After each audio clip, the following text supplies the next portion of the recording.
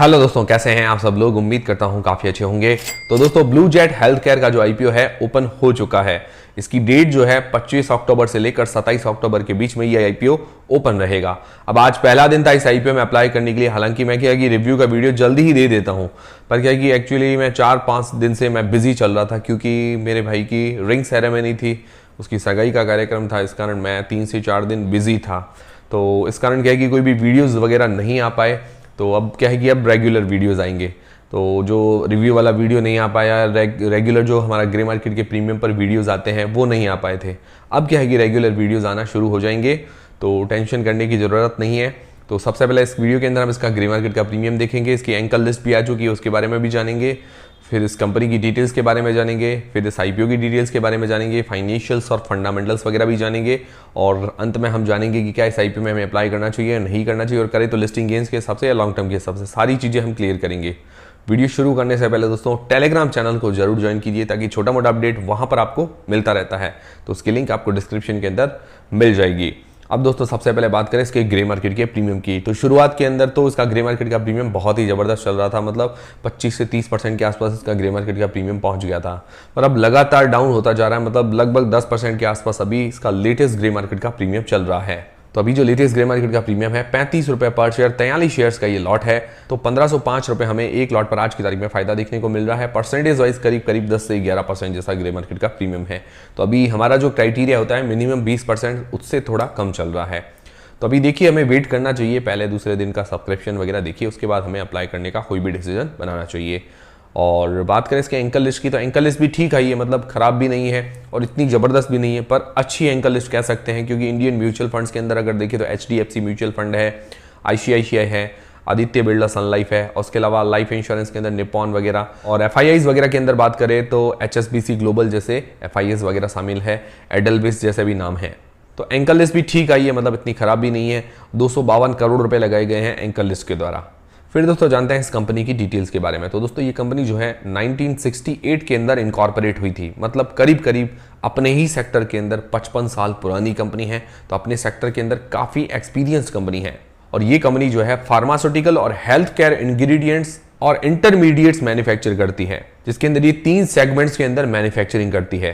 पहला तो है कॉन्ट्रास्ट मीडिया। ये डाई होती है, एक प्रकार का केमिकल होता है जो बॉडी के अंदर इंजेक्ट किया जाता है, जिसके अंदर फिर MRI हम स्कैन करवाते हैं, CT स्कैन वगैरह करवाते हैं। तो वो जो बॉडी के अंदर ये कलर वगैरह जाता है, जैसे क्या कि जो डॉक्टर्स वगैरह हैं उनको रोग वगैरह चेक करने में थोड़ी आसानी होती है, तो वो ये मैन्युफैक्चर करती है। और इसके अंदर ज़्यादा कंपटीशन भी नहीं है, तो ये बेनिफिट हो जाता है और इन चीज़ों की डिमांड है। फिर दूसरा सेगमेंट है हाई इंटेंसिटी स्वीटनर्स, मतलब जो बहुत चीज़ें मीठा कर देते हैं, काफ़ी जगह काम आते हैं मीठे करने की, जैसे सुपारी वगैरह आती है और पान मसाले आते हैं। फिर इसके अलावा जो कोल्ड ड्रिंक्स वगैरह है, काफ़ी सारे ऐसे फूड प्रोडक्ट्स हैं जहाँ पर ये सैकरीन वगैरह काम आता है, जो एकदम से मीठा कर देता है, मतलब हाई इंटेंसिटी स्वीटनर्स होते हैं। तो वो भी ये मैन्युफैक्चर करती है। शुरुआत के अंदर सैक्रीन एंड सॉल्ट्स वगैरह ही मैन्युफैक्चर करती थी। फिर तीसरा है फार्मा इंटरमीडिएट्स इंग्रेडिएंट्स वगैरह, जैसे APIs एक्टिव फार्मास्यूटिकल इंग्रेडिएंट्स, ये सारी चीज़ें मैन्युफैक्चर करके देती है।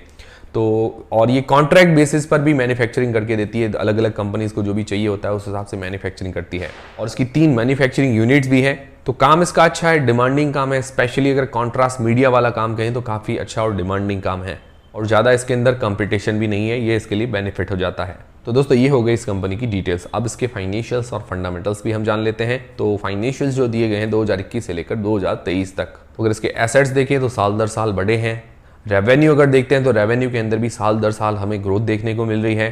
पर प्रॉफिट के अंदर अगर देखें तो प्रॉफिट जो है साल दर साल बढ़ा है, पर 2023 के अंदर इसका प्रॉफिट जो है थोड़ा कम हुआ है, मतलब प्रॉफिट मार्जिन 2023 के अंदर घटे हैं। हो सकता है माल मटेरियल जो भी कच्चा रॉ मटेरियल आता है उसके भाव में चेंजेस हो जाते हैं, तब क्या है कि प्रॉफिट मार्जिन पर इफेक्ट होता है।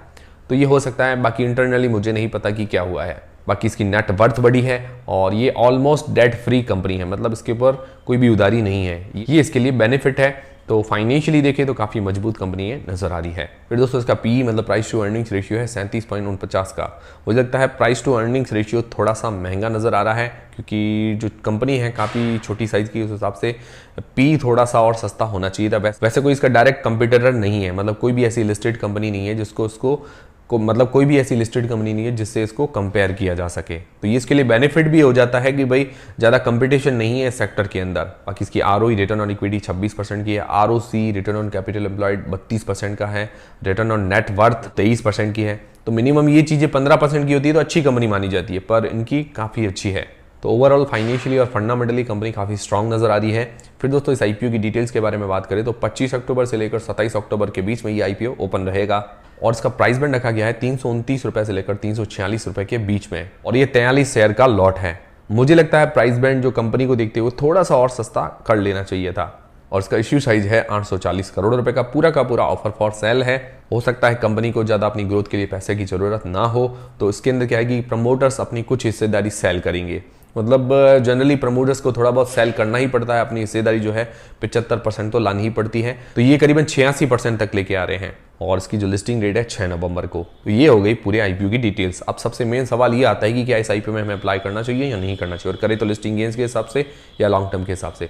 उससे पहले दोस्तों आपके पास या आपके फैमिली मेंबर्स के पास आईपीओ वगैरह में अप्लाई करने के लिए डीमेट अकाउंट नहीं है, बिल्कुल फ्री में डीमेट अकाउंट खुलवाने की लिंक आपको डिस्क्रिप्शन के अंदर मिल जाएगी। सबसे पहले लिस्टिंग गेन्स के हिसाब से अगर देखते हैं तो अभी जीएमपी थोड़ी कम चल रही है। जीएमपी मिनिमम हमारा जो क्राइटेरिया 20% का होता है तो उससे तो अभी कम चल रही है, तो अभी हमें वेट करना चाहिए। और एंकर लिस्ट ठीक ठाक है, एंकर लिस्ट भी मतलब अच्छी है, मतलब ऐसे खराब नहीं कह सकते। तो उस हिसाब से लग रहा है कि भाई आखिरी दिन इसके अंदर सब्सक्रिप्शन अच्छा देखने को मिल सकता है, तो हमें आखिरी दिन का वेट करना चाहिए। बाकी दोस्तों डिसीजन आपको अपनी रिस्क और अपना एनालिसिस लगा के बनाना, ये मेरा पर्सनल व्यू है। फिर लॉन्ग टर्म के हिसाब से देखें तो लॉन्ग टर्म में आपको पॉजिटिव्स नेगेटिव्स दोनों ही चीज़ें बता देता हूँ। देखिए पॉजिटिव्स के अंदर अगर देखते हो सेक्टर इसका बढ़िया है, जो भी ये 3 सेगमेंट के अंदर मैन्युफैक्चरिंग करती है, स्पेशली जो कॉन्ट्रास्ट मीडिया है वो काफ़ी अच्छा सेक्टर है और डिमांडिंग भी है। फिर इसके अलावा आर्टिफिशियल स्वीटनर्स हैं, एपीआईज वगैरह मैन्युफैक्चर करके देती है और इसके अंदर इसका डायरेक्ट कोई भी कंपटीटर नहीं है, तो ये इसके लिए बेनिफिट हो जाता है। बाकी फाइनेंशियली काफ़ी स्ट्रांग है, कोई भी डेट नहीं है, डेट फ्री कंपनी है। बाकी इसकी आरओई, आरओसी और रिटर्न ऑन नेटवर्थ काफ़ी अच्छी है। एक नेगेटिव पॉइंट है कि प्रॉफिट मार्जिन जो है 2023 में थोड़ा सा घटा है और एक और नेगेटिव पॉइंट मुझे लगा कि वैल्यूएशंस थोड़ी सी और सस्ती कर सकते थे। ओवरऑल ज़्यादा कोई नेगेटिव पॉइंट्स नज़र नहीं आ रहे हैं। ओवरऑल लग रहा है कि लॉन्ग टर्म में इसको होल्ड किया जा सकता है और उसके अलावा मुझे ऐसा लग रहा है कि भाई हमें आखिरी दिन का वेट करना चाहिए, क्यूआईबीज की तरफ से कैसा रिस्पांस आता है उस हिसाब से हमें आगे का डिसीजन बनाना चाहिए। और बाकी दोस्तों मैं आपको बाय करना, सेल करना, ना ही अप्लाई करने की कोई भी सलाह दे रहा हूँ। जो भी डिसीजन लें आप अपनी रिस्क और अपना एनालिसिस लगा के लें, और जो भी वीडियो है मेरा पर्सनल व्यू है। तो आप लोग क्या करेंगे, क्या इस आईपीओ में अप्लाई करेंगे या नहीं करेंगे, और करेंगे तो लिस्टिंग गेन्स के हिसाब से या लॉन्ग टर्म के हिसाब से, मुझे कमेंट करके ज़रूर बताइएगा। और हमारा वीडियो, हमारी जानकारी अगर आपको पसंद है तो वीडियो को एक लाइक जरूर करें, चैनल को सब्सक्राइब कर लें। मिलते हैं दोस्तों अगले वीडियो के अंदर।